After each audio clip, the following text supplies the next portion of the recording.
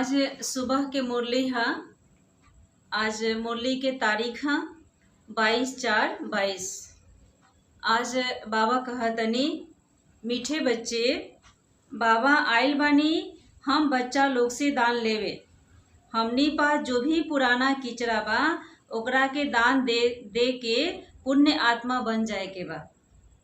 बाबा हमनी से प्रश्न करतनी, पुण्य आत्मा के दुनिया में चले खातिर, पुण्य आत्मा के दुनिया में चले वाला बच्चा प्रति बाप का श्रीमत देतनी। पुण्य की दुनिया में चले खातिर बाबा हम बच्चा लोग के का श्रीमत देतनी। उत्तर बा, मीठे बच्चे, पुण्य की दुनिया में चले के बाद तो सब कोई से ममत्व मिटाव, 5 विकार के छोड़, ए अंतिम जन्म में ज्ञान चीता पर बैठ, पवित्र बना तो पुण्य आत्मा बन, पुण्य की दुनिया में चल जाम जा। ज्ञान योग के धारण कर और अपने अंदर दैवी गुण के धारण कर। ज्ञान योग के धारण करके अपन दैवी चलन बनावे के बा। बाप से सच्चा सौदा करे के बा। बाप हमनी से लेवेलन कुछ ना, सिर्फ ममत्व मिटावे खातिर कहेलन। हमनी से बाबा लेहिला कुछ ना, खाली ममत्व मिटा देवे के बा। एकरे युक्ति बताइला।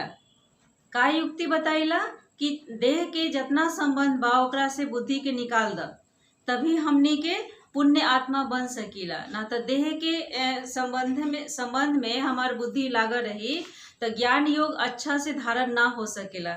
यही से बाबा कहतनी कि सिर्फ ममत्व मिटा देवे के बाद ओकरे युक्ति बतावतनी। बुद्धि से सब बाप के हवाले कर द। जितना हमनी भी बा बुद्धि से सब कुछ बाबा के हवाले कर देवे के बा। गीत बा, ए पाप की दुनिया से ले चल कहीं और, जहाँ सुख चैन हो। ओम शांति। दुनिया के मनुष्य व रावण के मनुष्य पुकारेलन कि हे पतित पावन आव, पावन दुनिया अथवा पुण्य दुनिया में ले चला। सब लोग पुकारेला बाहर के लोग कि पावन दुनिया में ले चला और हमरा के दुख से छुड़ावा।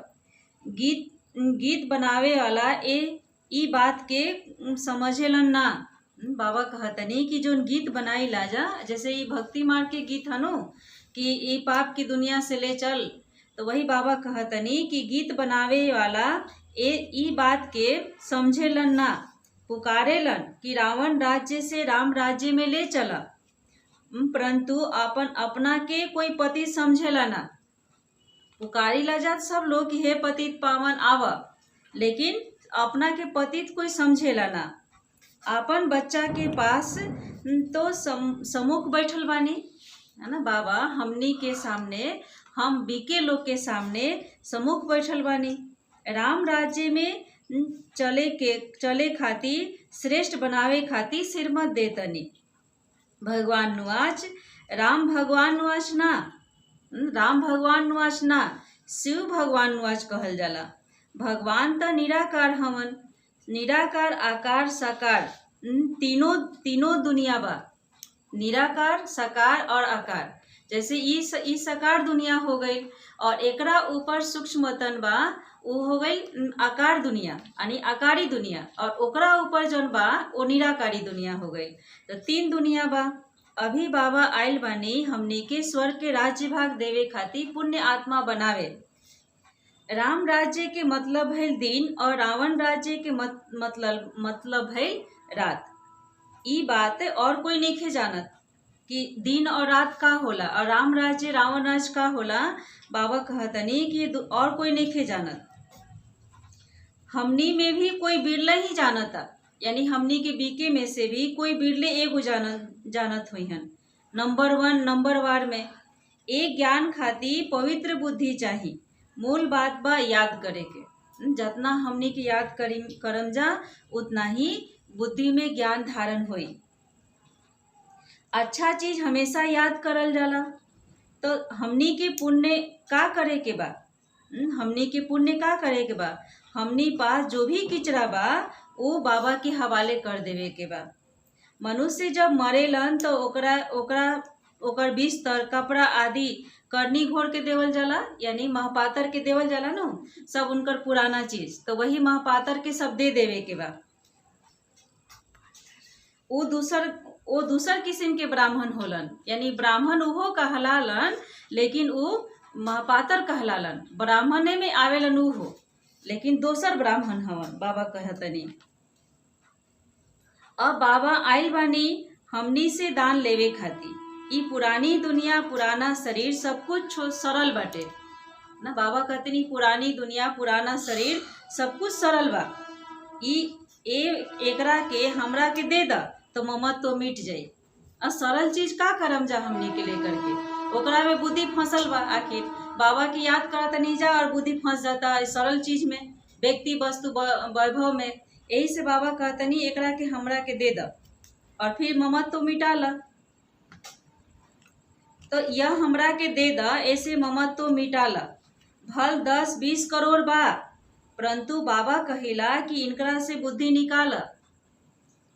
बदले में हमनी के सब कुछ नई दुनिया में मिली। कतना सस्ता सौदा बा। बाबा कहतनी कतना सस्ता सौदा बा, अना का दे तनी जा और का मिलता। तो बाबा कहतनी कि जिनकरा में हम प्रवेश कैनी, हाँ उहो सब सौदा कैले बानी। अब देख ओकरा बदला कितना राज्य भाग मिलता है ना, वो का देले बानी जा और कितना राज्य भाग मिलता। यानी बाबा देखी जा हमनी के श्री कृष्ण बन गईनी, ओकरा के बदले का देनी है, कचरा पट्टी। ये दुनिया के सब का मिट्टी में मिले वाला बा, और ओकरा के बदले सतयुग में बाबा ब्रह्मा बाबा के का बना देनी, लक्ष्मी नारायण बना देनी। बाबा कहतनी कि कुमारी लोग के तो कुछ देवे के नहीं खे, कुमारी लोग के तो कुछ दान नहीं खे देवे के। वर्षा मिलता बच्चा के तो उनकरो के मिल्कियत के नशा रहेला ना। वर्षा जब बच्चा लोग के मिलेला, लड़का लोग के, तो उनकरो के मिल्कियत के, यानी जो जमीन जायदाद बाप के बा ओकर कितना नशा रहेला। आजकल स्त्री के हाफ पार्टनर थोड़ी ही बनावल जाला, आधा उनकरा के ना मिलेला स्त्री के, सारा लड़का लोग के दे देवेला लोग। लौकिक में तो जितना मिलेला सब लड़का के दे देवल जाला, लड़की के थोड़ी मिलेला। यही से बाबा कहते नहीं, लेकिन यहाँ पर बाबा हम सब कोई के दिहिला, चाहे लड़का हो चाहे लड़की हो। बाबा कहतनी कि बाबा के बन के कदम कदम सिरमत पर चले के पड़ी। अब बाबा आइल बानी स्वर्ग के मालिक बनावे। पवित्र बनल अच्छा बा, कुल कलंकित नइखे बने के। बाबा कहतनी कि लौकिक बाप तो चमाटो मारेलन, लौकिक बाप तो चमाटो मारेलन। मम्मा कितना मीठा बाड़ी, बहुत मीठा रहम दिल बने के बा। मम्मा जैसन बहुत मीठा रहम दिल बने के बा। बाप कहतनी बच्चा तू हमरा के बहुत गालियाँ देले बारा। बाबा कहतनी कि हम बच्चा लोग बाबा के बहुत गाली देले बानी जा लौकिक में। जब हमनी के ज्ञान में ना आई रही जा तो गाली का देनी जा। भगवान सबके अंदर बानी, हमरा में बानी, तहरा में बानी, सब के अंदर बानी। यही बाबा के बहुत बुरा लागेला कि हमरा के इतना गाली क्यों काहे देलक लोग, सबके अंदर कह देलक लोग। अपना के तो 84 जन्म में डाल देलक लोग, और हमरा के कण कण में, जौन कण के पत्थर के हम पैर के नीचे दबा के चलेला, ओकरा में भगवान जी के हमनी के डाल देनी जा। तो बाबा कहतनी कि अब हम अपकार पर भी उपकार करतनी। सोची हमनी के कितना गाली देनी जा, फिर भी बाबा आकर के परम धाम से हमनी के समझावतनी, पढ़ावतनी। हम बाबा कहतनी कि हम जानतनी कि तहा रावण के मत पर चल की हाल भइल बा। सोचिए बाबा कितना रहम दिल बानी। कहतनी कि हम जानतनी, बाबा जानतनी कि हमनी के रावण के मत पे चल के ई हाल भइल बा। जौन सेकेंड पास भइल वो ड्रामा। अब देखी बाबा कितना भोलानाथ हैं। कहतनी ज्यादा कोई बात नहीं खे, सेकेंड पास भले वो ड्रामा में रहे, यही से हमरा के तू लोग गाली देला लोग। लेकिन आगे खातिर खबरदार रहे के बा। आगे खातिर खबरदार रह के अपन खाता खराब नहीं करे के। हर एक के अपन प्रजा बनावे के बा, वारिस बनावे के बा। मुरली कोई मिस नहीं करे के चाहिए, मुरली कोनो मिस ना करे के चाहिए, कोई पॉइंट मिस ना हो जाए। बाबा कहते नहीं कि कोनो पॉइंट मिस मत हो जाए, कैसे कि मिस हो जाए और वही उहे हमार कल्याण खातिर पॉइंट है। हमारा अंदर कोनो अवगुण बा और वही दिन वो मुरली आ जाए और वो पॉइंट मिल जाए और वो मुरली से हमारा कल्याण हो जाए, तो वो मिस करम तो गई नू हमार खाता से, तो कोई पॉइंट मिस ना हो जाए। अच्छा ज्ञान रतन निकल जाए और सुनम जनात धारण कैसे हुई। यही से रेगुलर स्टूडेंट मुरली कभी मिस ना करेलन। कोशिश करके रोज बानी के बाबा के बानी के पढ़े के चाहिए, है ना। चाहे मुरली सुन ला चाहे पढ़ ला, लेकिन रोज पढ़े के चाहिए। अच्छा, बाबा कहते नहीं अब मीठे मीठे सिके लदे बच्चों प्रति माता पिता बाप दादा का याद प्यार और गुड मॉर्निंग। रूहानी बाप की रूहानी बच्चों को नमस्ते, रूहानी बच्चों की रूहानी बाप दादा को याद प्यार और गुड मॉर्निंग। नमस्ते नमस्ते नमस्ते।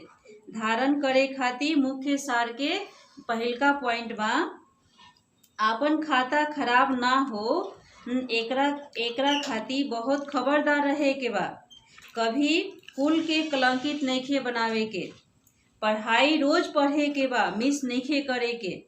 दूसर पॉइंट बाबा देतनी, श्रवण कुमार कुमारी बन करके ज्ञान कांवर पर सबके बिठावे के बा।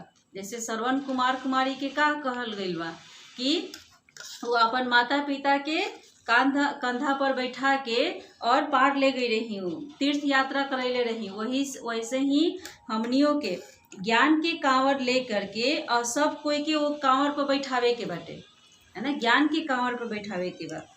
मित्र संबंधी के भी ज्ञान दे के उनका के कल्याण करे के बा। जैसे चाचा मामा काका होलन नु, तो इनकरो के ज्ञान दे करके इनकरो के कल्याण करे के बा। अब बाबा हमनी के वरदान देवतनी, आपन पद पोजीशन के स्मृति में रख के, बुद्धि में रख के, आपन पद पोजीशन के स्मृति द्वारा मन के कंट्रोल करे वाला राजयोगी भव।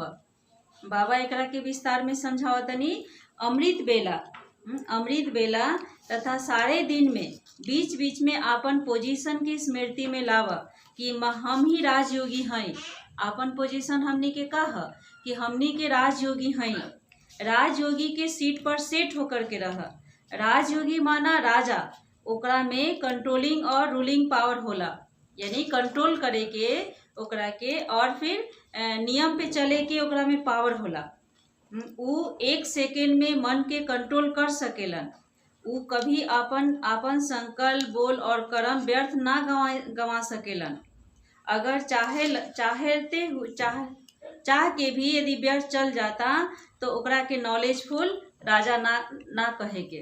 बाबा कहतनी कि जेकरा अंदर कंट्रोलिंग पावर आ जाई, ओकर चाह के भी उनकर संकल्प और बोल व्यर्थ ना जाए। काहे से कि अपना संकल्पों पर कंट्रोल रही, बोल पर भी कंट्रोल रही, कभी व्यर्थ ना जा सकेला उनकर संकल्प बोल और कर्म। ऐसे बाबा कहतनी कि अगर चाहते हुए भी व्यर्थ चल जाता तो ओकरा के नॉलेजफुल व राजा ना कहम। राजा का मतलब हुक्म चलावे वाला। तो हमनी के अपन इंद्रियां के राजा है जा। जितना हमनी के अपना पर राज्य करम जा, उतना ही सतयुग में राज्य भाग मिली।